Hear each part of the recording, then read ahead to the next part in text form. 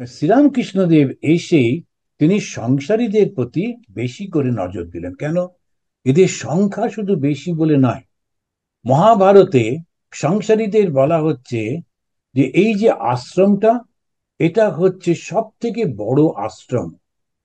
এই আশ্রমটাই অন্য বাকি তিনটে আশ্রমকে সাহায্য করে।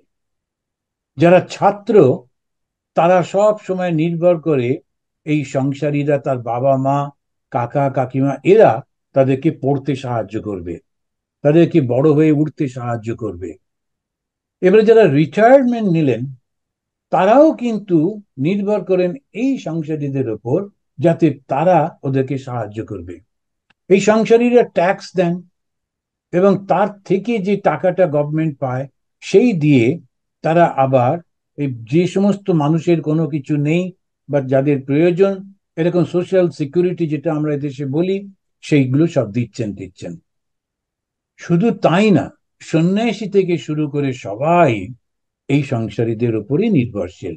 কারণ খেতে, পড়তে, থাকবার জন্য এরাই সাহায্য করে। তো সেই জন্যে এইটাই হচ্ছে একটা মহান আশ্রম বলা হয়। অথচ এইটার মধ্যে যদি পরিপূর্ণ মনটা যায়, তাহলে শেষ জীবনটা বড় কষ্টের হয়। তাহলে কি করা? এই ভগবান শ্রীরামকৃষ্ণদেব এসে তিনি একটার পর একটা খুব সুন্দর করে করে বোঝাচ্ছেন। বলছেন, হাতে তেল মেখে সংসার কর। হাতে তেল মেখে সংসার মানে কাঁঠাল ভাঙার কথা বলছেন। আমরা জানি যে জ্যাক ফ্রুট, ওর একটা গায়ে একটা জুস থাকে এবং ভীষণ স্টিকি। যদি আমরা খালি হাতে ওইটা ভাঙবার চেষ্টা করি, তখন এমন আমাদের চামড়ার উপর লেগে যায়। যারা একটু গ্রামের ছেলে, গ্রামে বড় হয়েছে, ওরা সব জানে। একবার কাঁঠাল খেতে গেলে একটু যদি কাঁচা থাকে, সেটা আঠা যদি হাতে লাগে, প্রায় চামড়া উঠে যাবার অবস্থা হয়েছে কিছুতেই, এত স্টিকি থাকে। তাই ঠাকুর বললেন, একটু তেল মেখে নিয়ে এবারে ভাঙো। সংসার যখন করতে হবে, অবশ্য করো, মন দিয়ে করো, ভালো করে করো, কিন্তু আটকে যেও না। কিরকম? আমি না থাকলে এদেরকে কে দেখবে? তুমি যখন ছিলে না, তখন এই সংসার ছিল। তুমি যখন থাকবে না, তখনও এই সংসার চলবে।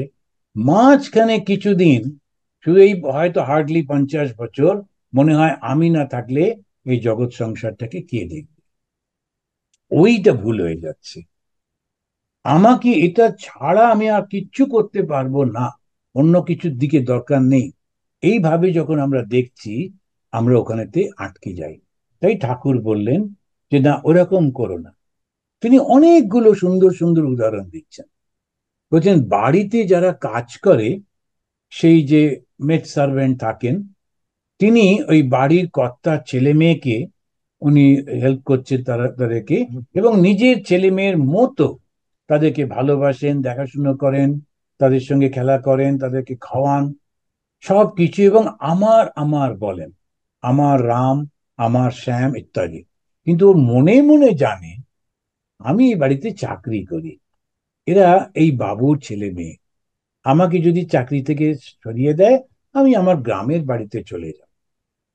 ওর মতো সংসারে থাকো, এটি আমার সংসার, আমি সব করব, আমারও করব, কিন্তু মনে মনে জানবো যে কোনো মুহূর্তে তো আমি চলে যেতে পারি। সুতরাং তখন কি হবে আমার?